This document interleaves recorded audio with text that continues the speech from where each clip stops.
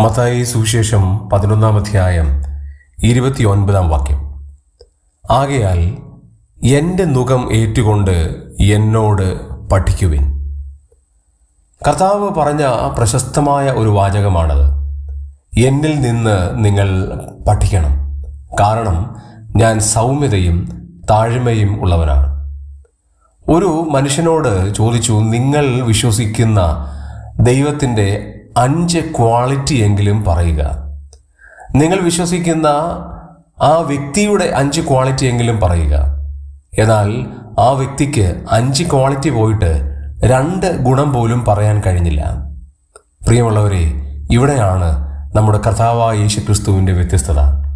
പഠിക്കുവാൻ കൊള്ളാവുന്ന ഏറ്റവും നല്ല വ്യക്തിവിശേഷം കർത്താവ് മാത്രമാണ്. അതുകൊണ്ടാണ് കർത്താവ് പറഞ്ഞത്, എന്നിൽ നിന്ന് പഠിക്കുക എന്നുള്ളത്. ജീവിത വിശുദ്ധിയുടെ പര്യായമാണ് കർത്താവായ യേശുക്രിസ്തു. അതുകൊണ്ടാണ് എന്നോട് പഠിക്കണം എന്ന് ആവശ്യപ്പെടുന്നത്. അനുകരിക്കുവാൻ കഴിയുന്ന ഇതുപോലെ നല്ലൊരു വ്യക്തിവിശേഷം ലോക ചരിത്രത്തിലില്ല. അതുകൊണ്ടാണ് യേശുക്രിസ്തു ധൈര്യമായി പൊതുജനത്തിൻ്റെ മുമ്പാകെ നിന്നുകൊണ്ട് ചലഞ്ചിങ് ആയി പറയുകയാണ്, ഞാൻ താഴ്മയുള്ളവനാകയാൽ നിങ്ങൾ എന്നിൽ നിന്ന് പഠിക്കണം, അഥവാ എന്നോട് പഠിക്കണം. കർത്താവിനോട് പഠിക്കുവാൻ നാം കർത്താവിൻ്റെ ആ സ്വാഗതം, ആ ക്ഷണം സ്വീകരിക്കുകയും കർത്താവിൻ്റെ മുഖമേൽക്കുകയും ചെയ്യാം. ദൈവം നമ്മെ സഹായിക്കട്ടെ.